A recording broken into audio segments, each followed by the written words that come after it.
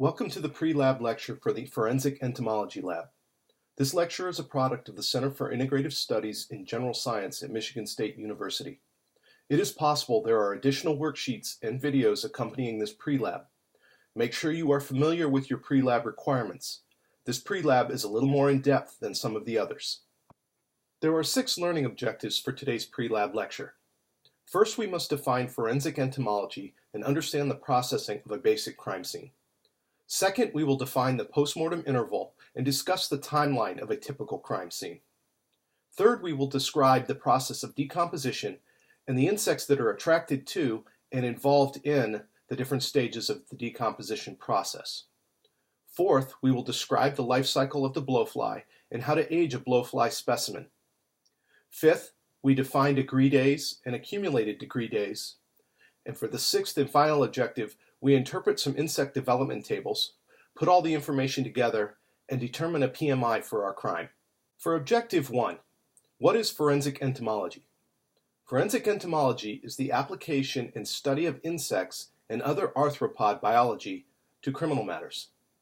It also involves the application of the study of arthropods, including insects, arachnids, centipedes, millipedes, and crustaceans to criminal or legal cases.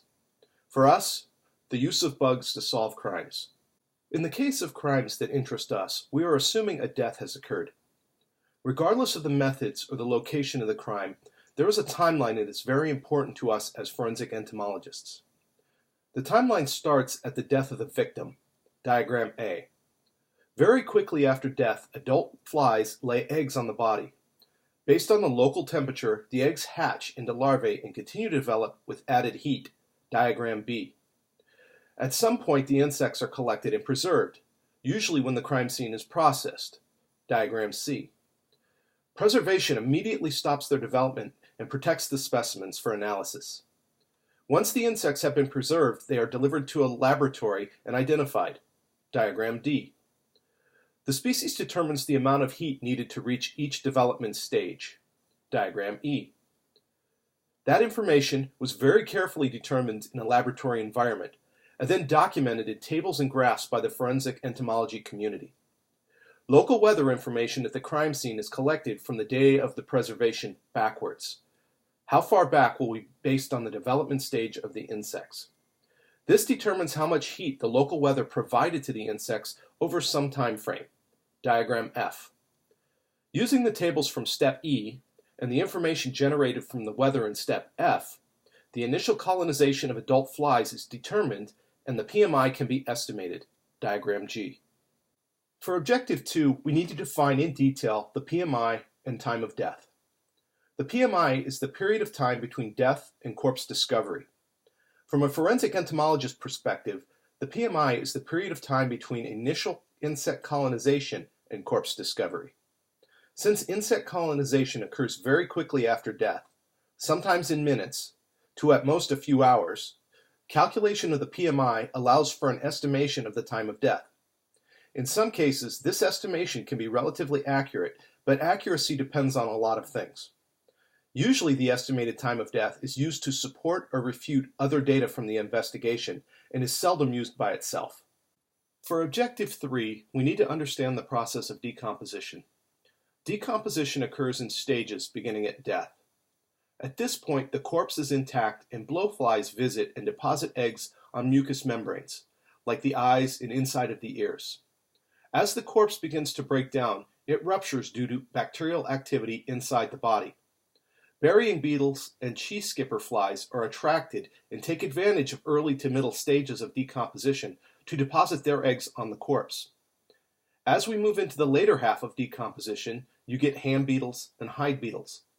The important note here is that insects are attracted to very specific times during decomposition.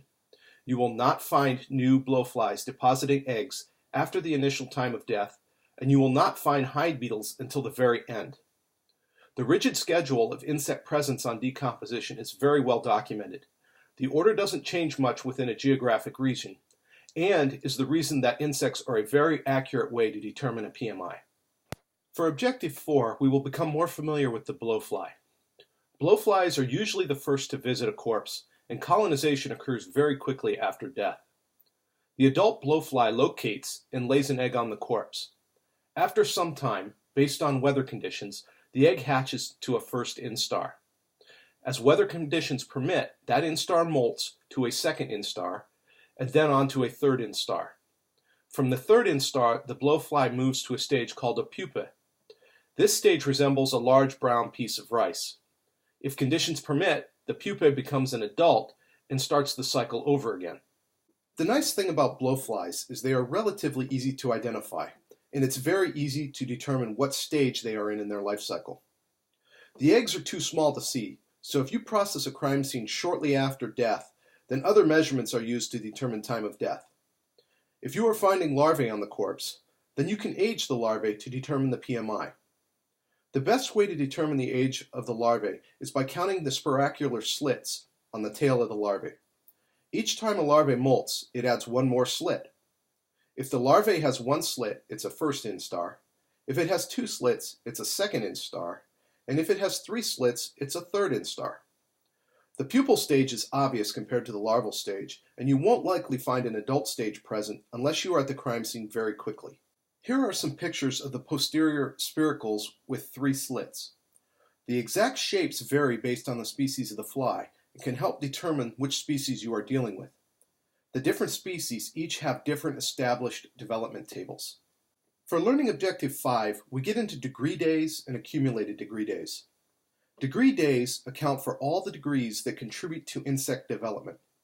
Below a lower threshold, there is not enough heat for insect development, and above an upper threshold, the insect becomes stressed and no development occurs. Accumulated degree days is the summing of degree days to create a running total. Without getting into detail, there is a base temperature for different geographical areas. In our case in Michigan, we have a base of 10. This means that we need to subtract 10 from the daily degrees to account for the lower development threshold in our area. Try not to think too mathematically about that. Just remember that based on our geographical location, we need to subtract 10 from our daily degree calculations. To calculate degree days, start with the day the insects were preserved. In our example, we start with August 27th. We will backtrack from this day as far back as we need to account for the lifespan of the collected samples. Get the maximum and minimum temps for day 1. In our example, the max temp for the 27th was 71 degrees F, and the minimum was 48 degrees F. Calculate a daily average by adding the max and min and then dividing by 2. We get an average of 59.5 degrees F for that day. Please note the temperature needs to be in degrees C, not degrees F, so we need to convert from F to C. After the conversion, the average temp for day 1 is 15.3 degrees C.